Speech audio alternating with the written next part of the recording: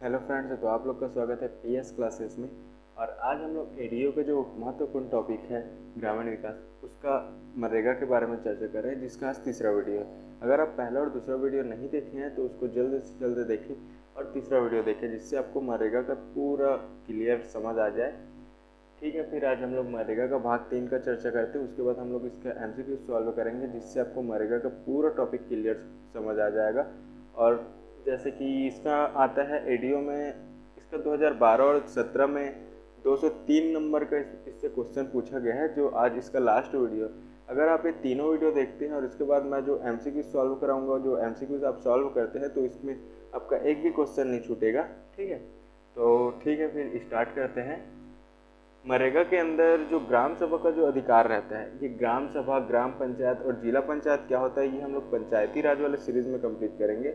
और मैं उसमें आपको पंचायती राज का सीरीज जो है 15 दिन में कंप्लीट करवाऊंगा, और उसमें नोट्स भी प्रोवाइड करवाऊंगा। ग्रामीण विकास जैसे ही का हम लोग का 15 दिन में कंप्लीट होता है, वैसे ही मैं आपको नोट्स भी उसका प्रोवाइड करवाऊंगा, उसका आपको पीडीएफ सेंड कर दिया जाएगा। ठीक है, तो देखते हैं ग्राम सभा का अधिकार। ये जो ग्राम सभा का अधिकार, मनरेगा के अंतर्गत ग्राम सभा का अधिकार क्या होता है?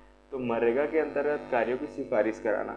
जो मनरेगा के अंतर्गत जो कार्य होते हैं, जैसे कि कहीं मिट्टी को इकट्ठा करना या कहीं ऐसे गड्ढा बनाना या तालाब बनाना, तो वो ऐसे कार्यों की सिफारिश करवाता है और कार्यों को संपूर्ण कंप्लीट करवाता है, निष्पादन करवाता है और उसकी निगरानी करता है। ये ग्राम सभा द्वारा निगरानी और इसका निष्पादन किया जाता है। ठीक है, अब ये ग्राम सभा का अधिकार हो गया। उसके बाद ग्राम पंचायत का अधिकार क्या क्या होता है? मनरेगा हेतु रोजगार आवेदन प्राप्त करवाना। जैसे कि मनरेगा के अंदर जो अकुशल शारीरिक श्रम करना चाहते हैं ऐसे व्यक्ति, वह सबसे पहले ग्राम पंचायत में जाकर पंजीकृत करवाएंगे। ठीक है, आवेदन के लिए आवेदन करेंगे अपना जॉब कार्ड बनवाने के लिए, तो वह पंजीयन ग्राम पंचायत द्वारा करवाया जाता है। मनरेगा हेतु रोजगार आवेदन प्राप्त करवाना ये ग्राम पंचायत का अधिकार होता है। ठीक है, उसके बाद मजदूर कार्ड जारी करना। अब पंजीकरण करवाएंगे तो उसमें मजदूर कार्ड जारी करेगा। ठीक है, उसमें मजदूर कार्ड जो जारी करवाने का जो काम रहता है वो ग्राम पंचायत द्वारा किया जाता है। आवेदन के 15 दिन के अंतर्गत कार्य आवंटित करवाना। जैसे कि हम आवेदन कर दिए, जैसे हम ग्राम पंचायत में आवेदन देते हैं कि हमको मनरेगा के तहत रोजगार करना है, तो वह जॉब कार्ड सबसे पहले बनवाएगा। उसके बाद जॉब कार्ड बनवाने के बाद वह 15 दिन के अंदर ही आपको उसमें रोजगार प्राप्त करवाएगा। ठीक है, और जागरूकता सीजन चलाना। जैसे मनरेगा के अंतर्गत जागरूकता सीजन चलाना मतलब ऐसे लोग जो जागरूक नहीं हैं, जिसको पता नहीं है मनरेगा के अंदर इस प्रकार का कार्य किया जाता है, मनरेगा के अंदर बेरोजगारी भत्ता दिया जाता है, रोजगार देने की गारंटी दी जाती है, तो इस टाइप से वह जागरूकता सीजन चलाकर वह लोगों को जागरूक करना, ये ग्राम पंचायत का अधिकार होता है। ठीक है, उसके बाद देखते हैं मजदूर कार्ड। अभी मजदूर कार्ड क्या होता है? ये मुख्य दस्तावेज होता है, जिसमें जो रोजगार करने वाले लोग रहते हैं उनकी हकदारियों का रिकॉर्ड रहता है। ठीक है, कि वह कितने दिन कार्य किए हैं, कितने दिन कार्य नहीं किए हैं, कितना घंटे कार्य किए हैं, कितना उनको मजदूरी दिया गया है, कितना मजदूरी नहीं दिया गया है, वो पूरा मजदूर कार्ड में उनका रिकॉर्ड रहता है। ठीक है, 15 दिन के भीतर मजदूर कार्ड बनवाएगा ग्राम पंचायत। अगर आप आवेदन करते हैं, जैसे कि मैं पहले बताया आपको, ग्राम पंचायत में पंजीयन कराने के बाद 15 दिन के भीतर मजदूर कार्ड बनवाता है। ठीक है, मजदूर कार्ड के पीछे विशेषता लिखी होगी। अब मनरेगा के अंदर जो जो विशेषता है, किस किस प्रकार का कार्य दिया जाता है, उसका जो नियम, अब बहुत सारे ऐसे ऐसे कार्ड रहते हैं जिसमें जो सबसे पीछे वाले पेज में नियमावली लिखा रहता है, उस टाइप से इसमें विशेषताएं लिखे हुए हैं। ये जो मजदूर कार्ड रहता है, जो जॉब कार्ड, उसका 5 साल का वैलिड रहेगा। 5 साल तक अब इसमें नाम जुड़वा सकते हैं तथा नाम घटा सकते हैं।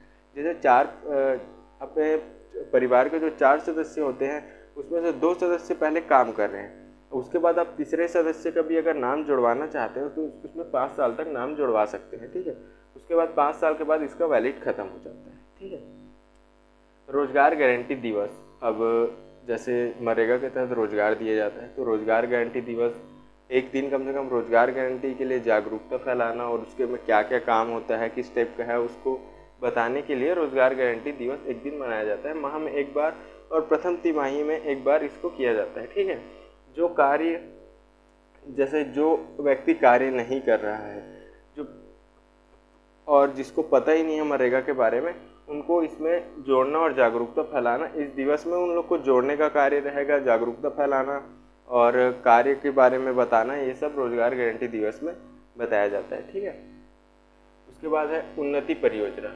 अभी उन्नति परियोजना क्या होता है?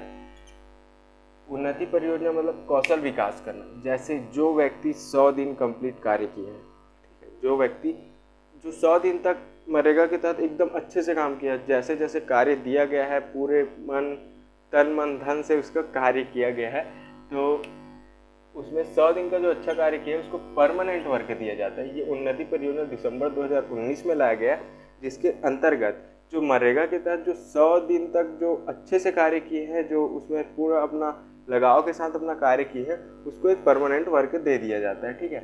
और वह वर्क परमानेंट रहता है, उसके बाद वह मनरेगा पर निर्भर नहीं रहता है, ठीक है।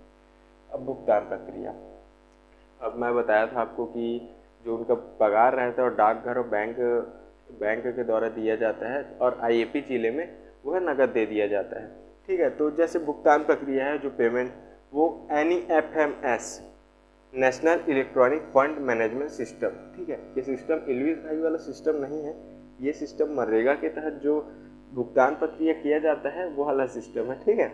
तो NEFMS national electronic fund management system, इसमें क्या है, जो पैसा आता है, कितना पैसा आया है, कितना पैसा नहीं आया है मनरेगा की मजदूरी के तहत, वो घर पर ही देखा जा सकता है कि मेरा पेमेंट आया है कि नहीं, मेरा मजदूरी आया है कि नहीं। तो इसके द्वारा इसमें क्या है, ऑनलाइन ट्रांजैक्शन कर दिया जाता है NEFMS के द्वारा, राष्ट्रीय इलेक्ट्रॉनिक निधि प्रबंधन प्रणाली के द्वारा, ठीक है। उसके बाद है जियो मनरेगा ऐप। कुछ ऐप बनाए हुए हैं मनरेगा के तहत, वो अभी बना है। जब सबसे ज़्यादा सबके पास मोबाइल आया तो सबके लिए ऐप बना दिया गया है, जिससे वह घर पर ही बैठकर देखें, अपना फीडबैक दें, और घर पर ही किस प्रकार का कार्य करना है, किस प्रकार का कार्य नहीं करना है, वह देख सके करके कुछ ऐप बना दिए गए हैं, ठीक है। जैसे कि जियो मनरेगा ऐप, इसमें क्या है, निगरानी, स्पष्टता और पारदर्शिता, मतलब इसके अंदर कार्य कर रहे हैं उसकी निगरानी के लिए ये ऐप बनाया गया है। स्पष्टता यानी वो कार्य अच्छे से हो रहा है कि नहीं, अच्छे से उसको किया जा रहा है कि नहीं, ये सब देखने के लिए इसमें क्या है, 3 स्टेप में फ़ोटो लिया जाता है। ये ऐप जो जियो मनरेगा ऐप है, उसमें 3 स्टेप में फ़ोटो लिया जाता है। जैसे अब हम लोग कोई कार्य, जैसे यहाँ गड्ढा बनाने का कार्य स्टार्ट कर रहे हैं, ठीक है, ये स्थान, तो ये स्थान में सबसे पहले ये स्थान का फ़ोटो लिया जाएगा। उसके बाद इसमें कुछ ऐसे कार्य हो गए, तो कार्य स्टार्ट किए, उसके बाद ये सेकंड फ़ोटो लिया जाएगा, फर्स्ट फ़ोटो, फिर सेकंड फ़ोटो, फिर जब ये पूरा कार्य संपूर्ण हो जाएगा तब थर्ड फ़ोटो, ठीक है। ऐसे 3 स्टेप में इसका फ़ोटो लिया जाता है, कार्य पूरा होने पर, कार्य के दौरान, कार्य शुरू होने से पहले, ठीक है। तो ये जियो मनरेगा ऐप के द्वारा निगरानी, स्पष्टता और पारदर्शिता इसको किया जाता है, और इसमें 3 स्टेप में इसका फ़ोटो लिया जाता है कार्य, जिससे अच्छे से निगरानी रख सके कि कार्य कितना किया जा रहा है, कार्य किया जा रहा है कि नहीं, ये सब, ठीक है। उसके बाद है जन मनरेगा क्षेत्र ऐप।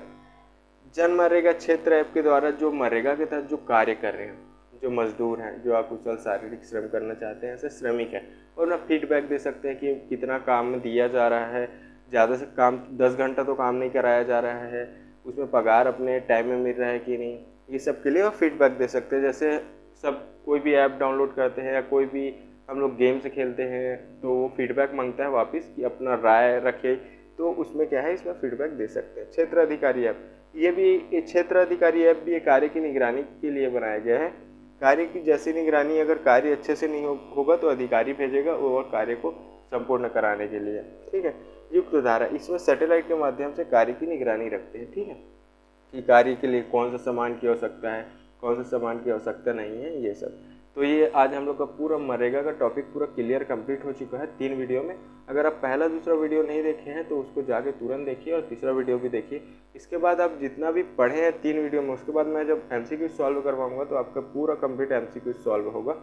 अगर आपको इस वीडियो में किसी भी प्रकार की परेशानी है तो आप इस नंबर पर कॉल कर सकते हैं, या फिर आप कमेंट ही कर दीजिएगा। फिर उसके बाद मैं अभी कुछ दिन में टेलीग्राम का ओपन करेंगे, फिर उसमें आप टेलीग्राम में मैसेज कर सकते हो, उसमें आपको PDF नोट्स प्रोवाइड करा दिया जाएगा। और जो भी आपके लिए जो ठीक रहेगा पढ़ने के लिए, जितने भी मेरे पास स्टडी मटेरियल्स हैं ADO के लिए, हॉस्टल वार्डन के लिए, तो वो सब करा दिया जाएगा, ठीक है। Thank you.